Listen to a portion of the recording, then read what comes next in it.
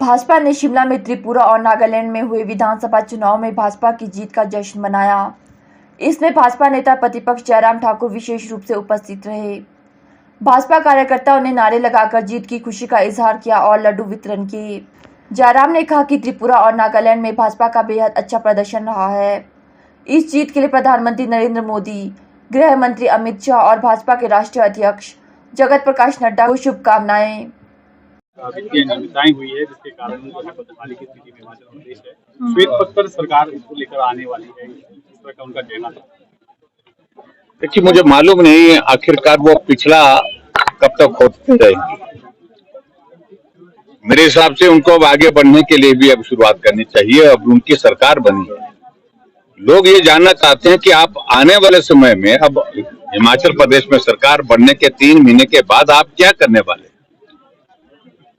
श्वेत पत्र का अगर जिक्र किया है तो मैं स्वागत करता हूं। सारी बातों को लेकर के चर्चा करेंगे और ये बदहाली 5 वर्ष में उनको पहले बार इस प्रकार से इन सारी दायित्वों का निर्वहन करने के लिए यहाँ पर हमारे बीच में हैं, पूरे प्रदेश का नेतृत्व कर रहे हैं। तो शायद उन्होंने इससे पहले कभी इस बात पर आकलन ही नहीं किया, सोचा ही नहीं कि भाई हिमाचल किस दौर में से आर्थिक रूप से गुजर रहा है।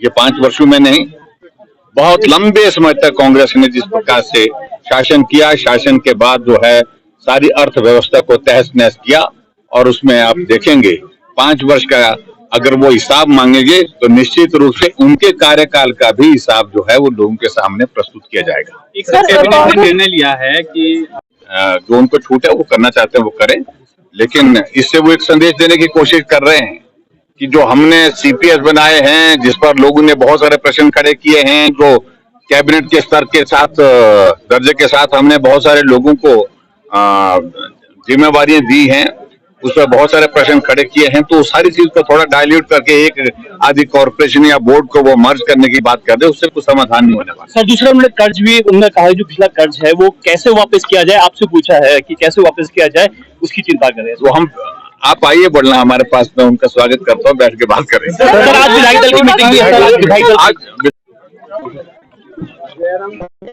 मुझे इस बात की खुशी है कि जहां भारतीय जनता पार्टी को जीतना बहुत मुश्किल माना जाता था पूरे देश भर में, और वो जो राज्य हैं वो हमारे जो नॉर्थ ईस्ट के राज्य हैं उनका उस पर जिक्र होता था,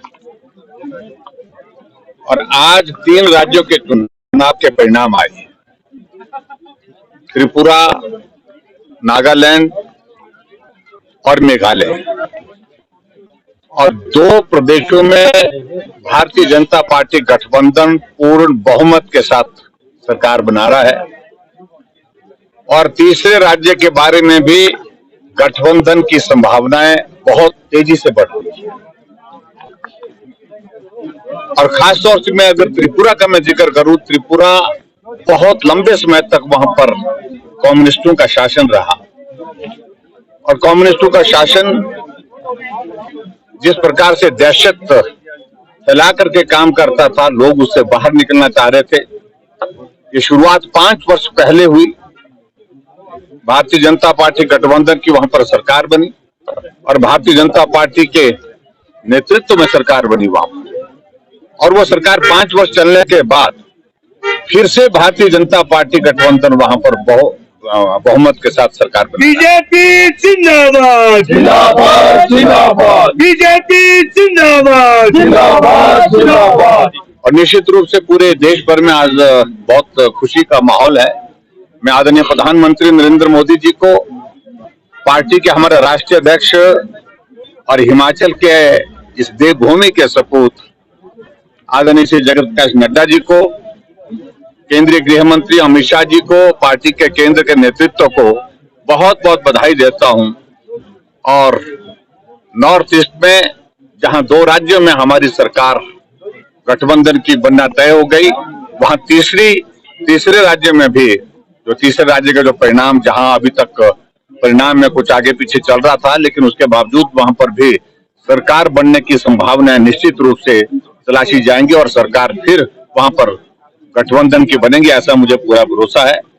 और स्वाभाविक रूप से हिमाचल प्रदेश के लिए और हिमाचल प्रदेश के अलावा, क्योंकि छोटा प्रदेश, सारे प्रदेश ऐसे प्रदेश हैं जहां पर 60 सीटें जिन राज्यों में हैं और हिमाचल प्रदेश भी उसी कैटेगरी में आता है, तो हम सब के लिए भी एक खुशी का भी विषय है। और खुशी के साथ साथ में पूरे देश भर में आने वाले समय में भारतीय जनता पार्टी